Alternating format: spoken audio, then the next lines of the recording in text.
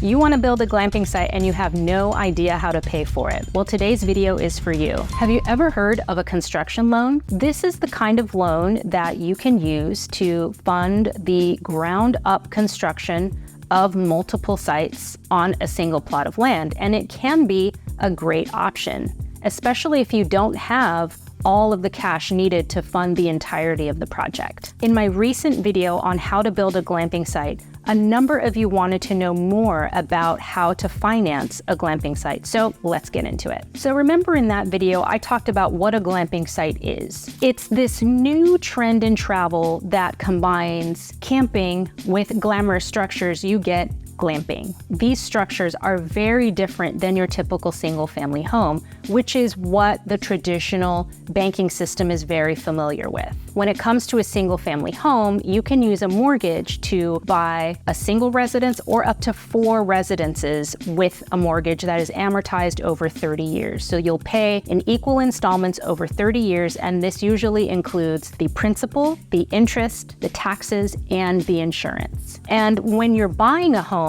a typical single-family residence, it also includes the land. So it's sort of an all-in-one product with an all-in-one loan. Well, a glamping site is very different because it is multiple structures on a single plot of land, and usually it's more than 4. Now, the thing to keep in mind, I'm talking about construction of actual permanent structures. If you're interested in doing things like safari tents or other temporary structures, a construction loan is likely not going to be an option for you because a bank is not going to loan on that. They are only going to loan on structures that are going to build equity over time and is something that they can resell in the event that you default on your loan and they have to seize that property. So if building a glamping site of temporary structures is something that you are interested in, let me know. Please hit like and I can do a dedicated video on how to finance that kind of project. So while it is possible to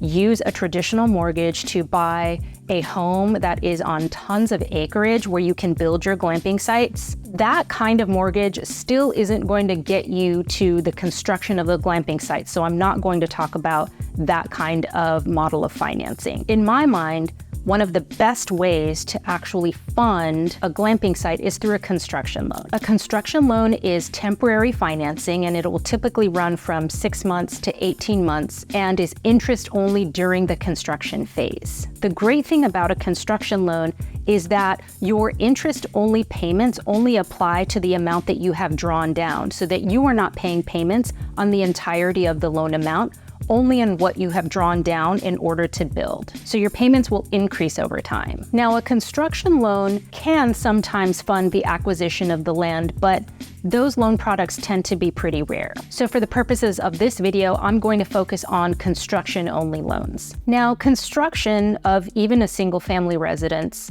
let alone glamping sites, is a pretty complex endeavor, and it includes at least 4 different phases.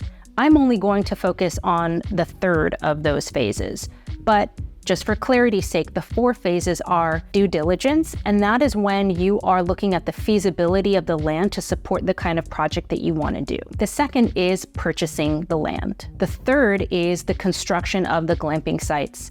And then the 4th is permanent financing for that glamping site. Now, the reason I'm only focusing on this 3rd phase is because usually a construction loan will not fund the due diligence or the land acquisition. And like I said before, it is temporary financing, so it won't be your typical 30-year mortgage. Okay, so let's get into some of the characteristics of a construction loan, and then I'm going to talk about how it works. As I've already mentioned, it is interest only, and that interest is only based on the amount that you have drawn down. The other thing that you'll want to keep in mind is that the interest on construction loans is pretty high, and that is because it is a higher risk loan. Lots of things can go wrong when it comes to new construction. You can go over budget. The land could suddenly not support what you want to do because of something you didn't find in the feasibility phase. Your builder could run into some issues and not be able to finish the project. There are a number of things that can go wrong, and for those reasons, the interest rate on construction-only loans is pretty high. So you'll need to keep that in mind.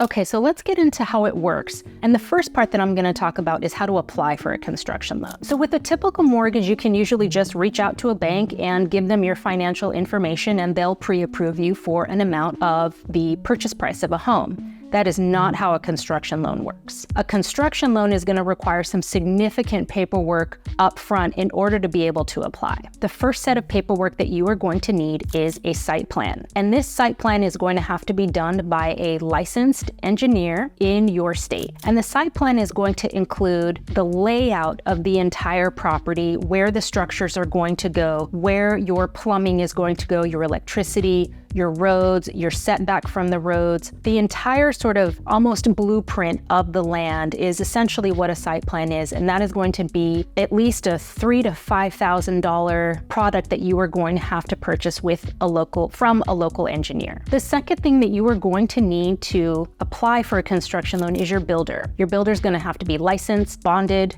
insured, and experienced. They are also going to have to be financially solvent. They will likely have to submit their profit and loss statements, examples of previous work, and any other documentation that the bank may need to determine that your builder is reputable. The third thing that you're going to need to apply is a construction plan. This is typically called a blue book, and it is going to include the list of materials, suppliers, subcontractors, and it is essentially going to be the blueprint for the construction, and it is going to include all of the details of the construction project. So once you have those three things, then the bank is going to want you to submit all of your personal financial information, including your income, your tax statements, your credit score, your debt to income ratio, and they're going to want to make sure that you can afford to pay for the interest-only payments during the construction phase, as well as afford your cost of living, any current debt that you have, including your mortgage, car payments, etc. So one thing that you will need to keep in mind before you even begin this project is, can you afford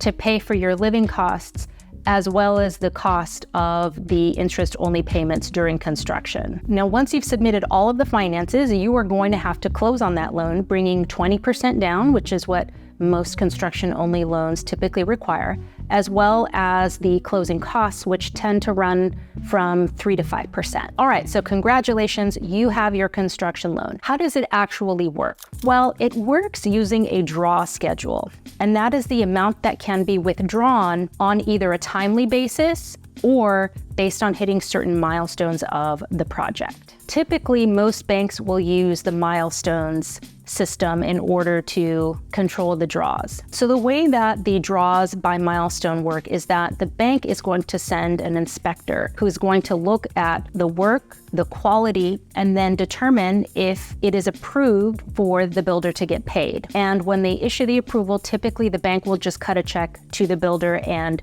you will not have any interaction in that process. Now, the thing that you are going to have to keep in mind is that it may be possible for the builder to have to start work and a draw not be available. So you may actually have to front the cost of that very first draw and then get reimbursed once the bank comes to inspect. So be sure to have a conversation with your lender to understand how that first draw works. And essentially, you will just proceed with this draw schedule until the end of your project. So now that you know how to apply for a construction loan and how it typically works, what kind of construction loans are available? And there's typically two kinds. The first is a one-time close, and essentially that is a single loan where you can sometimes even fund the purchase of the land, but it will fund the construction and then it will convert to permanent financing at the end. Now, the pros of this type of loan is that you're only paying for one closing and one down payment. So it's pretty simple. The cons are it's very rare that banks will offer this. And like I said, the interest on these tends to be high. And the other risk you take is that there may be built-in equity at the end of your project that you're not going to be able to take advantage of. So like I said before, the appraiser will come out to give an initial assessment of the value of the completed project. It can be the case, especially in today's climate, where value of property is increasing rapidly because of the lack of availability of property. The entire project may be worth more than what the appraiser initially said, and you're not going to be able to tap into that equity. So that is another risk of the one-time close loan. The second type of construction loan is just construction only, and a bank may be able to offer you the option to refinance into a permanent loan after construction is complete. The cons of this type of product is that you're going to have to pay 2 closing costs, 2 down payments, but you're at least working with the same bank. And in this instance, if the property is worth a lot more than when the initial appraiser appraised it, you might be able to tap into that equity to fund another project. Okay, so I'm going to end this video with a few tips that you have to follow if you want to use a construction loan to fund your glamping site. Before I get to that, please hit like if you found the contents of this video helpful. It helps me to know what types of videos to continue to make for you, and it helps other people find my content. Okay, the first tip is you are going to have to make sure that your finances are in top shape. Make sure that your debt to income ratio is very low. Pay off all of your debts that you can, because this is going to increase the amount that you might be eligible for. Make sure that you have no dings on your credit and that your income is solid. Typically, you're going to need at least 2 years of work history to even be eligible for this type of loan. The second tip, make sure that within the budget that is created for your project, you have an at least 15% contingency fee. Now, this will cover the event of unforeseen costs. Maybe some supplies cost a lot more than initially thought, or something happens on your project that is going to cost money to fix. You never know, so you're always going to want to have at least a 15% contingency within the budget. And I think it's a best practice to have a contingency amount on your own outside of the budget. I would have at least $10,000 to $15,000 saved up outside just in case. Because if the project costs more than was initially budgeted,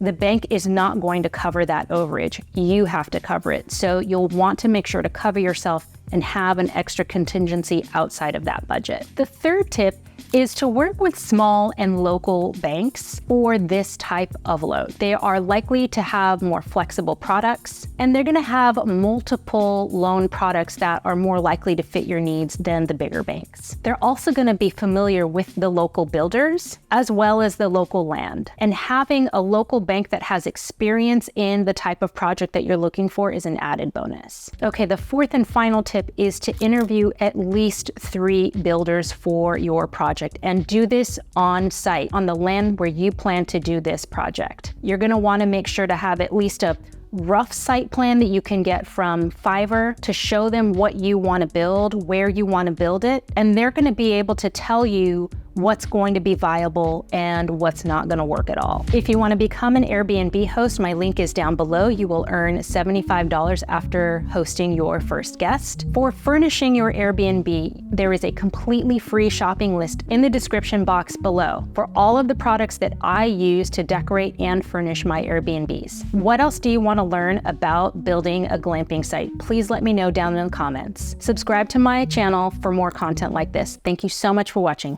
Bye-bye.